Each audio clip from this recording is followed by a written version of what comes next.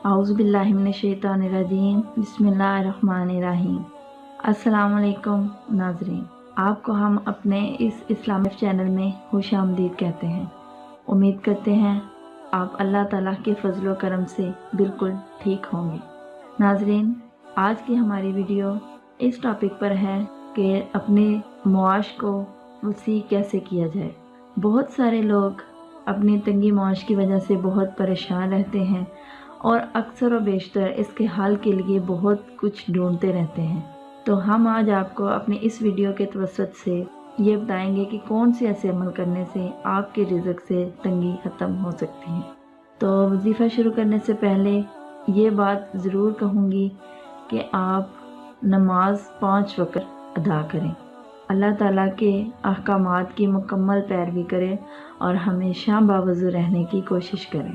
तो बढ़ते हैं हम अपने आज के वजीफ़े की तरफ। सबसे पहला लफ्ज़ अल्लाह ताला के 99 नामों में से एक नाम, या रज़ाक़। जो शख्स फजर की नमाज के बाद अपने घर के या अपने कमरे के चारों कोनों में एक कोने में खड़ा हो 10 दफ़ा पढ़े या रज़ाक़, दूसरे कोने में, तीसरे कोने में और फिर चौथे कोने में।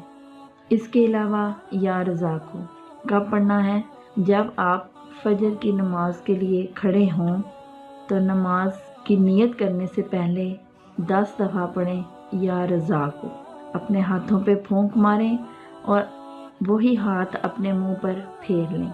इसके अलावा या रज़ाक़ आप ज़ोहर की नमाज की सुन्नतों और फ़राइज़ के बाद यानी 8 रकअत के बाद आप 300 मरतबा या रज़ाक़ पढ़ें, या वहाबू पढ़ें या रज़ाक़ पढ़ें।